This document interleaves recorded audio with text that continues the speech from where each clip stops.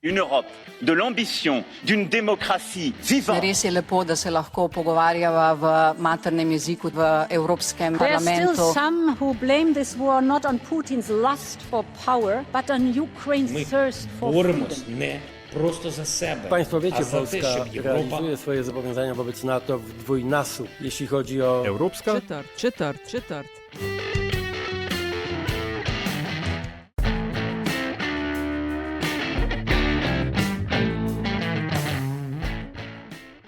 Spoštovane in cenjeni, dobrodošli v podkastu Evropska četrt, podkastu o vsem, kar vas bo zanimalo o Evropski uniji, pa niste vedeli, koga vprašati. Evropsko četrt vodiva Aljaž Pengov-Bitenc in Nataša Briški, podcast pa domujem na spletni postaji metinalista.si in v vašem nabiralniku sveža epizoda takoj, ko je na voljo. Nataša. Današnja epizoda Evropske četrti je še ena v seriji izjemno zanimivih. Moram reči, da sem se v tej seriji tudi jaz veliko naučil, namreč o programu CERV gre beseda. Gre za evropski program Evropske unije Citizens Rights Equality Values oziroma v slovenščini Državljani, enakost, pravice in vrednote.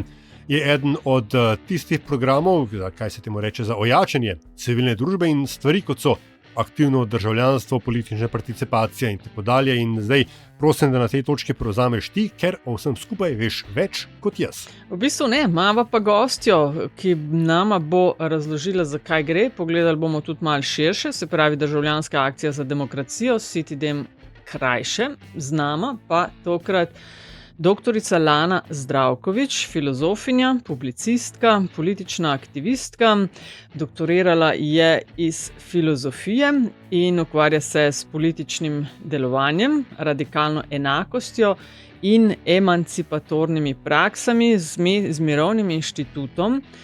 Sodeluje pri projektih na področju človekovih pravic, migracij, medijev in manjšin, točno to, o čemer bomo govorili v tej epizodi. Doktorica Zdravković, pozdravljeni. Živijo. Se pravi, predstavljamo še enega v vrsti CERV projektov. Vi ste na sredi izvajanja aktivnosti. Lahko poveste, zakaj gre v tem projektu, kakšna je ta ideja državljanske participacije, kaj raziskujete in kaj delate? Pri tem projektu Državljanska akcija za demokracijo v bistvu gre za to, da nekaj evropskih držav oziroma držav Evropske unije bo v svojih državah organiziralo premisleke, pogovore, predavanja na temo teh nekih novih oblik državljanskega delovanja, kot so med ostalim ravno te državljanske pobude, državljanske skupščine, in tudi vsaki od partnerskih držav bomo organizirali po eno to državljansko skupščino. Tukaj smo pri tem konkretnem projektu v bistvu v partnerskem konzorciju države Italija, Nemčija, Francija, Portugalska, Nizozemska, Belgija in Slovenija. V Sloveniji bomo organizirali enkrat poleti dogodek, kjer bomo se pogovarjali o tem, kakšna je parlamentarna demokracija, oblika vladavine, upravljanja, na kakšen način zadovoljuje v bistvu demokratične in državljanske standarde in potrebe in na kakšen način jo lahko izboljšamo. Tako da o tem se bomo pogovarjali v Sloveniji, seveda pa v vsaki državi bo neka druga tema, katero v tej državi menijo, da je se potrebno pogovarjati.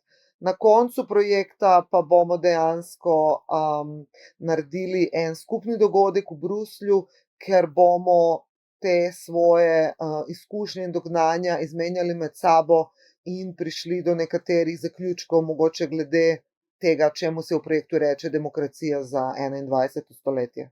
To je v bistvu zelo dobro vprašanje, ne? Ker v času, ko neoliberalni konsenz razpada, ko stare misli o liberalni demokraciji kot skupku pogosto kapitalsko vodenih interesov nekako nimajo več smisla, ali pa se zdi, da nimajo več smisla. Ne? Ko ljudje svojo politično participacijo iščejo, da reč, tudi na obrobju političnega spektra, se na nek način zdi kontraintuitivno, da bi ena taka povezava kot Evropska unija podpirala tovrstne aktivnosti iskanja novih oblik participacije. A je to iskanje teh novih oblik v okviru idej Evropske unije, oziroma mislim, kaj če bodo rezultati takšni, ki Evropski uniji ne bodo všeč? Jaz mislim, da je v bistvu Evropska unija tudi sponzorira in spodbuja takšne oblike eksperimentiranja in organiziranja ravno zato, ker sama se nahaja v neki določeni krizi, zato ker pač parlamentarna demokracija kot neki skrajni cilj liberalnega razumevanja politike in upravljanja je v določeni krizi, tako v nacionalnih državah kot generalno na ravni Evropske unije. In v bistvu Evropska unija se tudi z zadnjimi volitvami sooča s porastom desnih, radikalno desnih, radikalno izključujočih in antidemokratičnih strank in političnih sil in gibanj, in mislim, da sponzoriranjem tovrstnih zdaj oblik nekih drugačnih, novih oblik političnega participiranja Evropska unija poskuša v bistvu na nek način najti neke nove oblike, ki bi mogoče lahko ohranile pač obstoječi status quo. Je pa seveda tukaj pomembno razumeti, da državljanstvo, organiziranje in državljansko samoupravljanje ni nekaj novega. To je nekaj, kar je že obstajalo od nekdaj, vsaj od recimo francoske revolucije naprej. In to so na nek način v bistvu načini samoorganizacije, ki nobeni oblasti ne ustrezajo. Zato so v bistvu tudi pomembne kot neke oblike nekega izumevanja, neke neposredne demokracije, direktne demokracije, neposredne participacije in samoorganizacije. To je nekaj, k čemu se zatekajo tudi recimo protestniki danes v Srbiji in drugje, pač v bistvu želijo na nek način apropriirati to moč nazaj. To je pomembno, to je vedno pač neko tudi subverzivno delovanje do obstoječega sistema, in jaz predpostavljam, da Evropska unija na nek način želi pacificirati, v bistvu na nek način kontrolirati ta gibanja z eksperimentiranjem na tem področju. Seveda je razlika, če se to zgodi organizirano kot del nekega evropskega projekta pod nekimi določenimi evropskimi določili, ali pa, ko se to zgodi popolnoma samoorganizirano, neposredno, to so potem tudi različne posledice.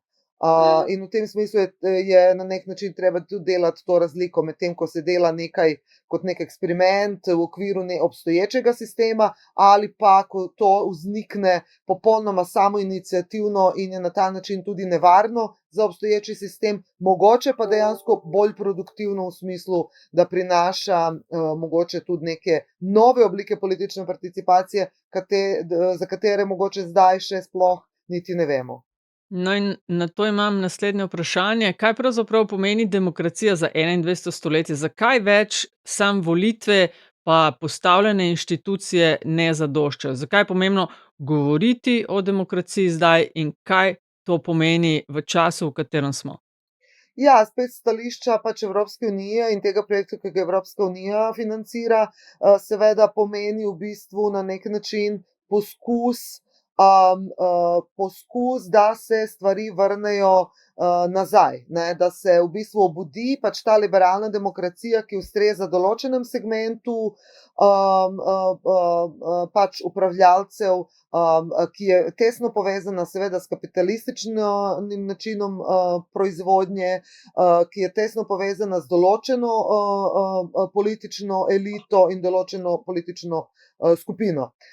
Glede na to, da se tovrstna parlamentarna demokracija v okviru liberalne predstavniškega sistema in kapitalističnega načina proizvodnje in te ideologije, ki jo uokvirja in ki razume v bistvu politiko kot neko, da temu tako rečemo, menedžersko upravljanje v bistvu z ljudmi in z resursi.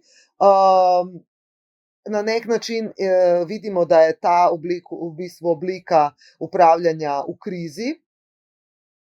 In na nek način zato se začenja zdaj vse bolj govoriti o demokraciji za 21. stoletje. Skratka, na kakšen način spodbuditi državljane tudi, da so bolj aktivni, da se bolj vključujejo v pač te obstoječe sisteme, recimo kot so volitve in tako dalje. Po drugi strani pa glede na to, da je pač obstoječi sistem v krizi, na nek način je treba videti, na kakšen način se v bistvu da politika reformulirati tudi onkraj obstoječega, tudi onkraj obstoječih sistemov, tudi onkraj, če temu lahko rečemo, teh pač različnih projektov, ki že vnaprej zadajo neko agendo delovanja, ne? In na kakšen način se zdaj lahko v bistvu ljudje na nek novi način odkrijejo svojo moč in vključijo se v politiko. Mi smo v bistvu opažamo, da se ljudje vse manj vključujejo v te obstoječe sisteme, kot so klasične volitve, vse manj ljudi hodi na volitve, tako na nacionalni ravni, kot tudi na ravni Evropske unije. Vse manj ljudi ima zaupanje v svoje politične predstavnike, zato ker so velikokrat doživeli, da politični predstavniki potem ne zastopajo njihovih interesov, da zlorabljajo svoje pozicije, da so v bistvu koruptivni, da se dogajajo razne afere in tako dalje. Skratka, ljudje so v veliki meri izgubili zaupanje v obstoječe sisteme, v obstoječe institucije in v obstoječe mehanizme politike. Zato seveda tudi Evropska unija poskuša na nek način narediti neko samorefleksijo in neko samoevaluacijo in restrukturiranje, ampak brez nekaterih resničnih premislekov o tem, kaj politika sploh je in kaj dejansko pomeni. Skratka, samo, če bi se poskušalo samo obuditi obstoječe pa reformulirati obstoječe, mislim, da ne bo uspešno in da bo potrebno nekatere bolj temeljne premisleke in spremembe narediti, da bi ljudje ponovno začeli se udeleževati in udejstvovati v bistvu teh procesov. Če pa recimo politika uradna popolnoma odpove, kot vidimo, da se zdaj dogaja v Srbiji, potem vidimo, da v bistvu upor in jeza ljudi se bo pač odvijala po svojih lastnih poteh in več na njo se ne bo dalo vplivati, oziroma bo ona iskala svoje lastne načine, bo zavračala v bistvu vse druge oblike in bo v bistvu naredila invencijo nečega popolnoma novega, kar mogoče sploh do zdaj ni obstajalo. Sej ravno to, ne? Ker v končni fazi gre v bistvu za legitimnost institucij in to, kar ste rekli, za navezavo med predstavniki in tistimi, ki so jim zaupali mandat za odločanje o skupnem, in če je to zaupanje porušeno, potem tudi v bistvu zaupanja v inštitucije ni. Posledično pa se lahko zgodi, da majhna skupina ljudi z zelo jasno izraženo agendo, ponavadi s kakšnimi avtoritarnimi vzgibi, ugrabi demokratične inštrumente in potem po demokratični poti demokracijo razgradi. To je tudi ena stvar, ki jo gledamo pogosto v Evropi in v zahodnem svetu, pa ne samo v zahodnem svetu, zadnje čase. Moje vprašanje seveda tukaj je, kako lahko potem po eni strani zagotovimo, oziroma kakšna so vaša opažanja, ali se da zagotoviti participacijo državljank in državljanov v čim širšem številu, in po drugi strani, ali lahko ta široka participacija vendarle vodi do učinkovitih odločitev. In podredno, ali imamo morda kakšne dobre ali pač majčkeno manj dobre primere iz regije to pogledno. Ja, problem je, da te demokratični mehanizmi, ki bi jih naj zagotovili, v bistvu se je treba vprašati, kaj sploh so te demokratični mehanizmi in ali oni so dejansko demokratični. Mi imamo v bistvu Evropski uniji, recimo, če govorimo o evropskih projektih, pač imamo nekatere dosti prepoznane v bistvu ideje kot demokratične, ampak dostikrat se izkaže, da so samo selektivno demokratične. Pač mi imamo nekatere principe, na katerih Evropska unija temelji, ki naj bi bili demokratični, ampak ne vem, ko gre za recimo nekatere nedemokratične principe, ki prihajajo iz same Evropske unije, iz samega vrha Evropske unije, potem se pa ne spoštujejo. Skratka, sama Evropska unija ni dovolj dosledna pri svojih demokratičnih odločitvah in principih in zato v bistvu ljudje izgubljajo vero in zaupanje v te demokratične principe. Zato bi bilo zelo dobro, da v bistvu sama Evropska unija premisli o svojih demokratičnih principih in ali jih dejansko spoštuje, ker če jih ne spoštuje in pač sama krši demokratične principe, katere zapoveduje potem na zunaj, potem se bo zgodilo to, kar se že dogaja in se ne bo ustavilo in se bo samo nadaljevalo. Se bo zgodilo, da bodo ljudje zelo razočarani v to in potem se bo zgodilo to, kar ste vi zastavili v svojem vprašanju, to je, da bojo pač nekatere odkrito nedemokratične stranke in gibanja in odkrito radikalno desna gibanja avtoritarna prevzela v bistvu zaupanje teh ljudi. In potem se bomo znašli res v eni zelo neprijetni situaciji,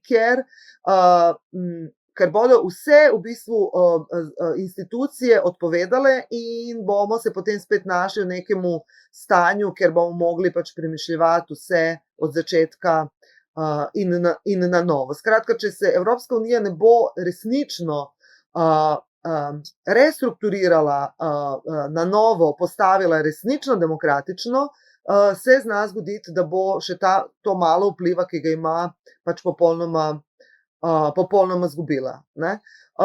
Zato v bistvu, kako bi rekla, fino je, da ljudje se spomnijo, da v vsaki ustavi, v bistvu tudi v slovenski ustavi piše to, da ljudje v bistvu izbirajo oblast na volitvah, ampak tudi neposredno. Skratka, te neke organizacije, skupščin, četrtnih skupščin, nekih manjših skupin, kjer se ljudje dobivajo in debatirajo, razpravljajo o tem, kar je pomembno za njih, za njihovo življenje tam, kjer oni so, kjer živijo, kjer delajo, kjer se šolajo, kjer hodijo na pijačo, kjer se družijo, kjer preživljajo prosti čas. Skratka, fino je spomniti se, da ljudje vedno imajo možnost, da se tako organizirajo, da se med sabo pogovarjajo in da smo si mi svojim sosedom bližje kot pa svojim političnim predstavnikom, ker svojim sosedom živimo, se srečujemo vsak dan in nenazadnje, če nam poči neka cev v naši stavbi, se bomo z njim neposredno lažje zmenili kot pa z nekim predstavnikom stavbe ali pa predstavnikom ne vem, občine ali države.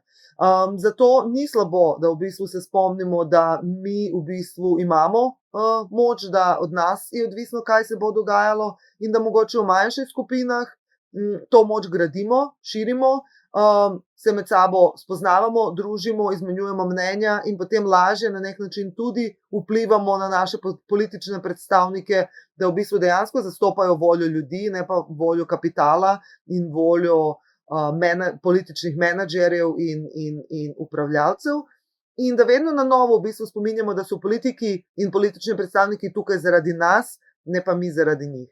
To ste super zaključek, ker sem ravno to želela vprašati, namreč, ko ste omenjali avtoritarizem, kako se sploh boriti proti normalizaciji, kar lahko spremljamo v različnih situacijah po svetu, kaj so konkretne priložnosti konec koncev za naše delovanje v lokalni skupnosti in kaj tudi izven volilnih obdobij, ne da smo temperani samo na čez 4 leta pa gremo spet v nedeljo volit, ampak kaj lahko vsak od nas naredi tudi izven tega in se mi zdi, da ste super to povedali za zaključek te epizode. Želite še kaj dodati temu? Pa ne, v bistvu samo to, da počrtati, da v bistvu parlamentarna demokracija kot je narejena tako, da se predstavlja kot najboljši in zadnja oblika vladavine, ki v bistvu ravno na nek način promovira, da edino, kar mi še kot državljani in državljanke moramo narediti, je to, da enkrat na 4 leta pač obkrožimo neko ime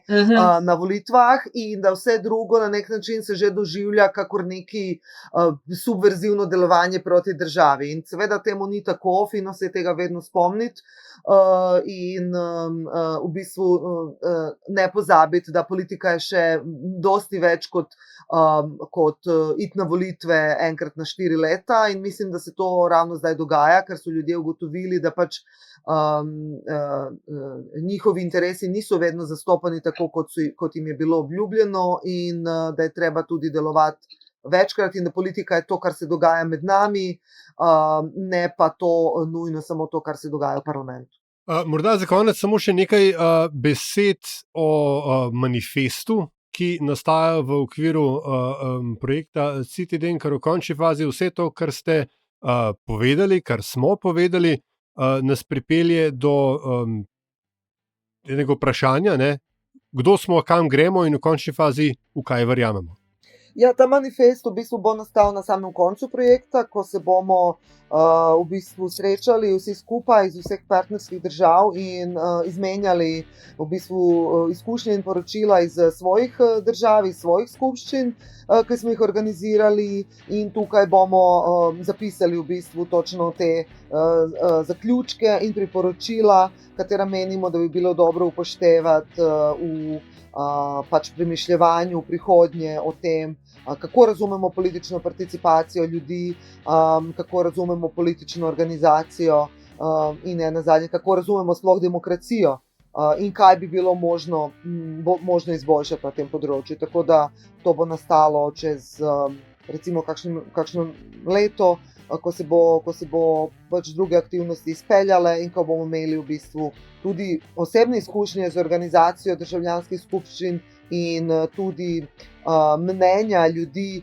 kaj si o vsem tem skupaj mislijo. Doktorica Lana Zdravković, najlepše hvala za vaš čas, za gostovanje v Evropski četrti in vso srečo pri vašem delu. Najlepša hvala tudi vam. Ja, vse dobro in za vse vas, ki imate mogoče dodatno vprašanje glede programa CERV in razpisov v okviru tega, pišite na cerv-afna.pina.si. Sicer pa to je bila Evropska četrt, hvala za vašo pozornost, predlogi, mnenja zelo dobrodošli, hvala tudi za pohvale in kritike, ki jih delite z nama in res hvala za investicije, ki jih namenjate razvoju in produkciji naših vsebin. Avtor glasbene podlage je Peli iz podcasta Opravičujemo se za vse nevšečnosti in seveda, če vam je bila vsebina všeč, bo pomagalo, da nas najde še kdo, če naj jo ocenite pri vašem izbranem podcast ponudniku, sicer pa hvala za vašo družbo in se slišimo spet kmalu.